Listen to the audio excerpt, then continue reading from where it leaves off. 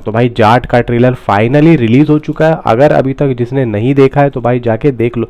लेकिन एक बात यहाँ पे मैं कहना चाहूँगा कि जाट के ट्रेलर को भाई अच्छा रेस्पॉन्स मिला है, यानी कि जिसने भी अपना रिव्यू दिया है उसने अच्छा ही ओपिनियन दिया है और पब्लिक को मज़ा आ रहा है। सबसे पहली चीज़ पता है लोग क्या कह रहे हैं? लोग ये कह रहे हैं कि भाई ऐसा ही तो सिनेमा हमें देखना है और यही सिनेमा बहुत सालों से हम देख नहीं पा रहे हैं, खासतौर से सनी देओल साहब का।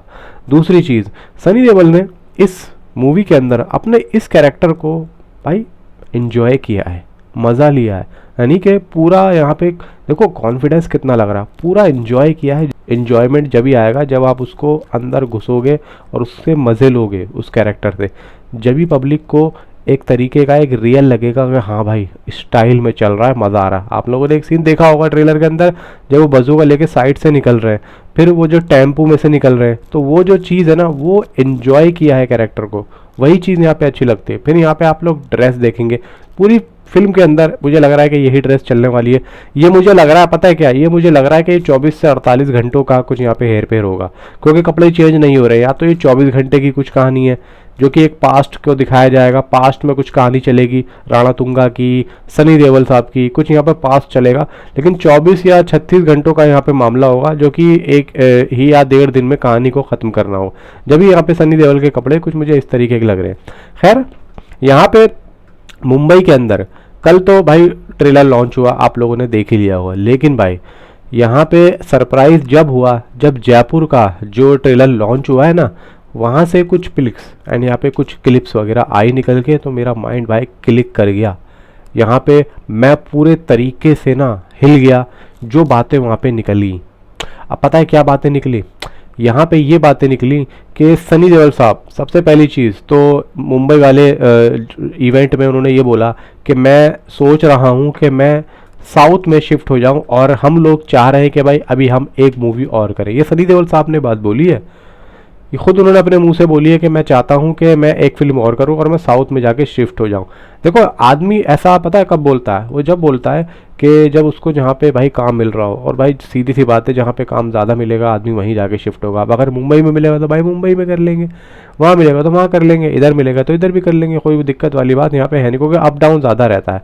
प्लस यहाँ पे नवीन यरनैनी के पास माइक आता है भाई, वो बोलते हैं कि सनी देओल साहब के सुबह 6:30 से 7 बजे तक सेट पे आ जाते थे। भाई मुंबई से हैदराबाद जहाँ पे शूटिंग हो रही होती थी ना, तो ये मुंबई से ट्रैवल करके 6:30 या 7 बजे तक पहुँच जाते थे सेट पे।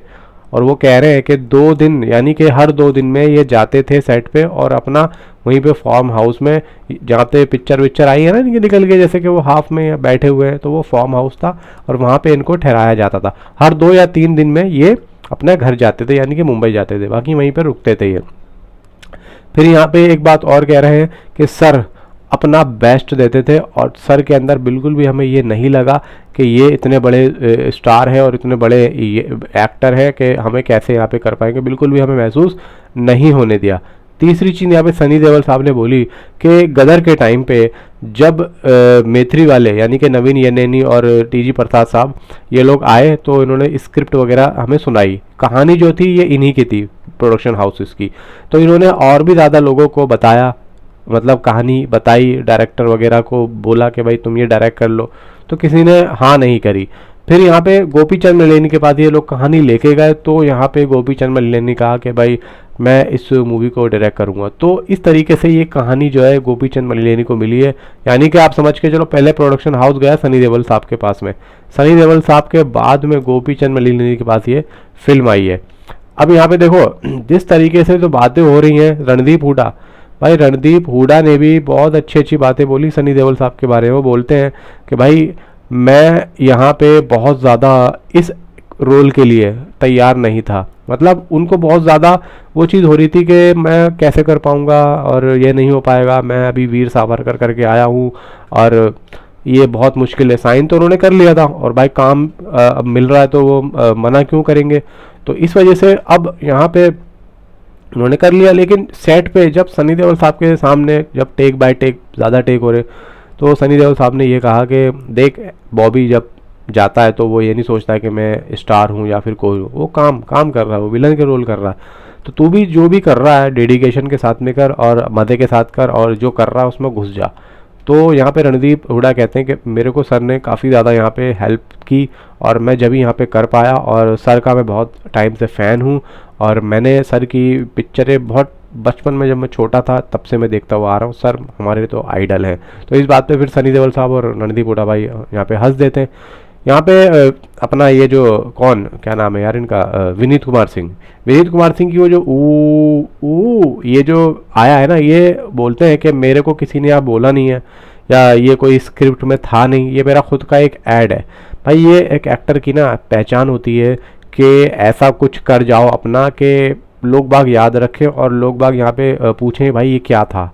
तो ये विनीत कुमार सिंह बोलते हैं कि जब हम छोटे थे गांव में और जाते थे रहते थे तो वहाँ पे कोयल की आवाज़ से हम लोग उठ जाते थे, तो वो दिमाग में एक क्लिक थी बात। तो मुझे लगा कि भाई यहाँ पे कुछ अगर ऐसा जो है खाली जगह है, यानी कि फिलिंदा ब्लैंक है, तो मैं यहाँ पे अगर ये रख दूँ। तो उन्होंने कहा भाई ठीक है करके दिखाओ, तो यहाँ पे करा, तो भाई वो तो एक अलग ही पे में चला गया। पब्लिक यहाँ पे बहुत सारे, और देखना इस फिल्म से देखना मीम्स कितने बनेंगे। सबसे पहली चीज़ तो ये 2.5 किलो का हाथ नॉर्थ में तो देख चुकी है इसकी ताकत, अब साउथ में देखेगी।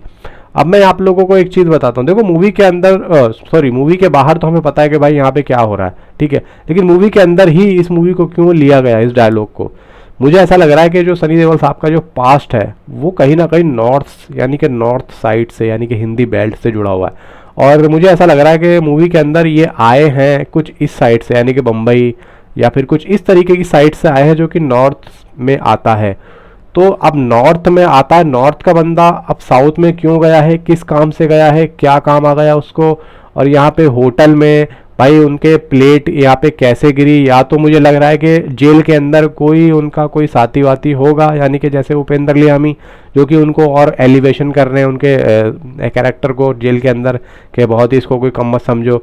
तो मुझे ऐसा लग रहा है कि या तो उनका ये जो पार्ट है उनको लिया क्यों है जेल के अंदर, अब यहाँ पे तारीफ करने के लिए तो मुझे नहीं लग रहा लिया हुआ, कुछ ना कुछ यहाँ पे बाहरी जिंदगी में काम होगा उपेंद्र लिमाय का, जो कि सनी देओल साहब करेंगे जेल से बाहर आके। तो हो सकता है कि वो चेन्नई से हो उपेंद्र लिमाय, तो वो बोलते हो कि भाई एक काम करो ये मेरा ये पहुंचा देना, ठीक है पहुंचा दूंगा, पहुंचाने जा रहे हो या पहुंचा दिया हो, या फिर उपेंद्र लिमाय बताते हो कि मेरी वो बहन वहाँ पे परेशान है, तुम जाके उनकी मदद करो, तो ये जाते हो, तो उपेंद्र लिमाय से केस ये जुड़ा हुआ हो और सनी देओल साहब उपेंद्र लिमाय से जुड़े हुए हों। तो कुछ मुझे लग रहा है कि उपेंद्र लिमाय यहाँ पे कुछ ना कुछ इस केस में रोशनी डालेंगे सनी देओल के सामने मूवी के अंदर। बाकी देखो ट्रेलर आ चुका है, ट्रेलर का रेस्पॉन्स बहुत अच्छा गया है, पब्लिक को यहाँ पे मज़ा भी बहुत आया है। बाकी आप लोगों के हाथ में, आप लोग नीचे कमेंट में मुझे ज़रूर बताएं कि आप लोगों की क्या राय है, और जो मैंने बातें बताई हैं आप लोग कितना यहाँ पे इन बातों को रखते हो और अपनी क्या यहाँ पे कमेंट सेक्शन करते हो। नीचे कमेंट पर आप अपनी राय मुझे ज़रूर बताओ। तो मिलता हूँ आपसे अगली किसी वीडियो में। Thanks for watching.